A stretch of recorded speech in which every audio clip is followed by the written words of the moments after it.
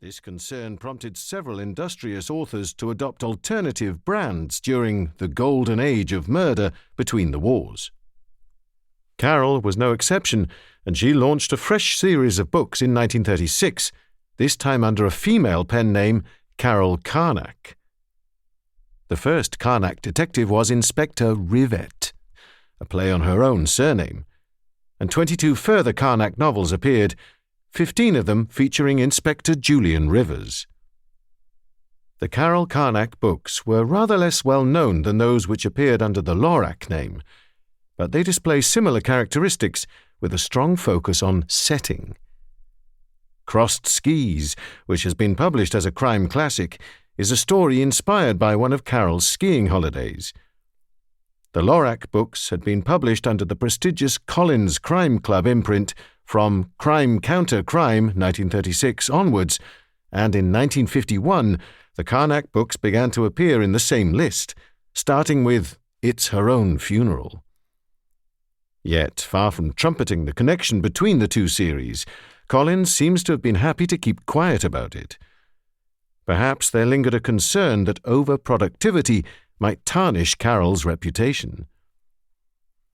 This theory may explain a minor mystery about impact of evidence. I was introduced to this book by David Whiteley, whose mother Lena knew Carol well.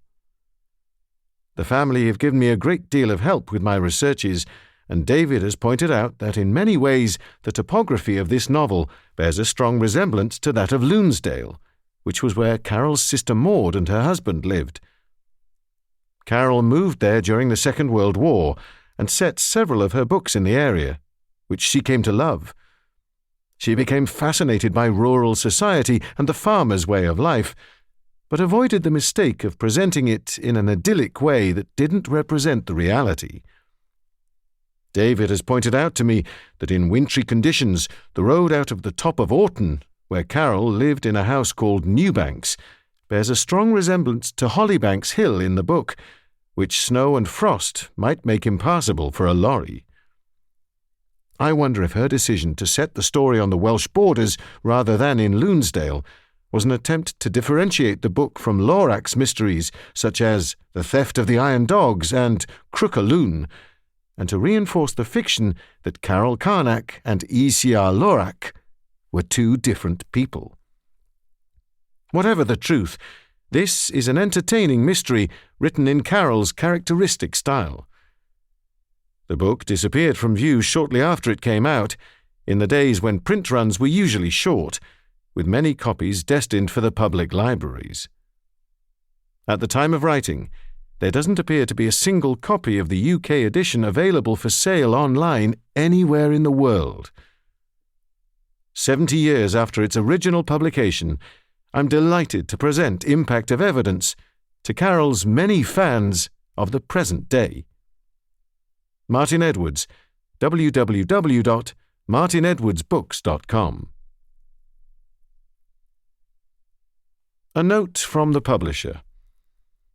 The original novels and short stories reprinted in the British Library Crime Classics series were written and published in a period ranging, for the most part, from the 1890s to the 1960s.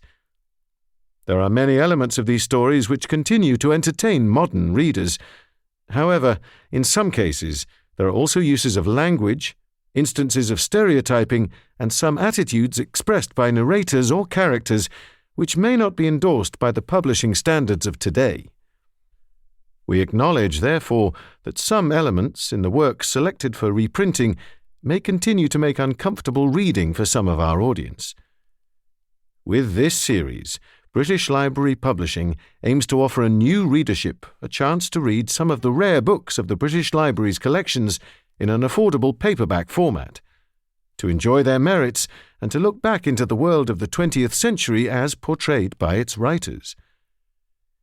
It is not possible to separate these stories from the history of their writing, and therefore the following novel is presented as it was originally published, with one edit to the text and with minor edits made for consistency of style and sense. We welcome feedback from our readers, which can be sent to the following address: British Library Publishing, the British Library,